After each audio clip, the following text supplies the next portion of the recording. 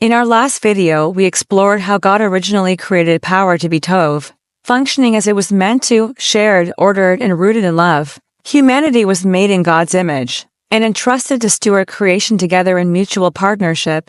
But we also saw the tragic shift in Genesis 3 when humans chose to define Tov and Ra on their own terms. This led to distorted power dynamics, and control overtook collaboration. Power became self-serving, hierarchical, and often oppressive. Power was no longer rooted in the mutual partnership God intended. We talked about how this distortion affects both individual relationships and systemic structures. Power that was meant to bring life now often brings harm when it's misused. In this lesson, we will talk about how Jesus redeems power. Let's begin in John chapter 13 verses 4 and 5. So he got up from supper, laid aside his outer clothing, took a towel, and tied it around himself. Then he poured water into a basin and began to wash his disciples' feet and to dry them with the towel tied around him. Take a moment to pause and reflect on this scene. How does this challenge your view of power? Why do you think Jesus does this? To many, it may seem that what Jesus does here is degrading. Even Peter objected and couldn't handle the idea of his Lord doing a servant's job. We have certain expectations when it comes to powerful people. We expect them to be strong, decisive, and always in control. We picture them giving commands, taking charge, and making things happen. Powerful people get results. They dominate the room. In Jesus' time, many longed for a leader who would use power to overthrow Rome, assert dominance, and deliver justice through might. But instead, Jesus kneels and washes feet. And this moment comes just before the most humiliating death imaginable, death by crucifixion, at the hands of his enemies. Not exactly the stuff of legends. We much prefer a William Wallace kind of leader who is strong, defiant, and loud.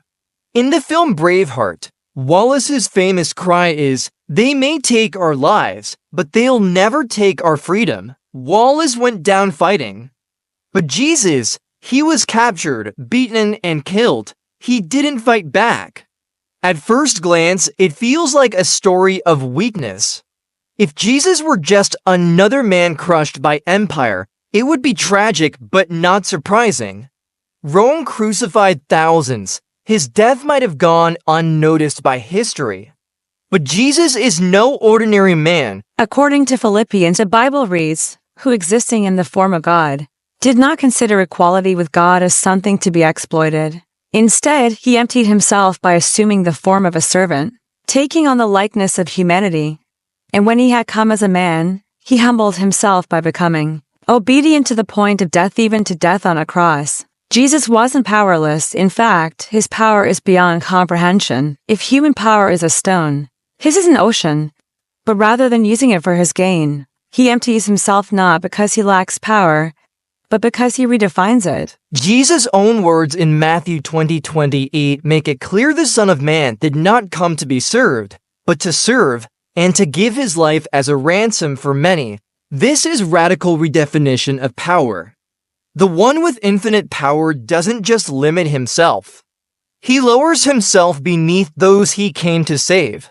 Not because we are worthy, but because he is love. In 2 Corinthians chapter 4 verse 4, we read told that the God of this age has blinded many from seeing the glory of Christ. Who is the image of God? If you recall in Genesis 1 verse 27, humans were made in the image of God to reflect God's character and rule with his wisdom. So what does Jesus, the perfect image bearer, show us? He rules not by force, but by love. He leads not by dominating, but by serving. He reclaims power not by grabbing for more, but by giving it away. This is servant leadership. So here's the logic. Since we are made in God's image and Jesus is the perfect image, then we are called to use power like he did. To lift others up, not keep them down. To serve, not to be served. To heal, not to harm. But here's the challenge. We can't do this on our own. We weren't just given a new example to follow. We were given a new identity. Jesus doesn't just show us how to use power. He redeems us. And that includes redeeming the image of God within us as redeemed image bearers. We're now empowered to live differently. We strive to operate like Jesus, not out of willpower, but through his power. He is our focus, our model, the one we seek to imitate, and we can't have to do it alone. Even our striving is sustained by grace. We rely on the power of the Holy Spirit to transform us from the inside out. That's what we'll explore in our next and final video. As we close this video, reflect on these questions. How do you view power in your own life? Where are you tempted to grasp for control rather than serve? How might your relationships change if you adopted the posture of a servant? Thank you for watching. Don't forget to like, comment, or share your reflections below. See you in the next video.